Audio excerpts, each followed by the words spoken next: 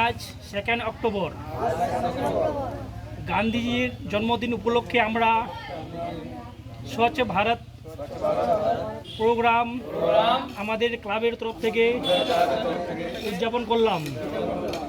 আজ থেকে আমরা শপথ গ্রহণ করছি আমাদের পরিবেশকে পরিচ্ছন্ন রাখব, যাতে নোংরা আবর্জনা আমাদের ঘরের আশপাশে, আমাদের এলাকায় আশপাশে না হয়।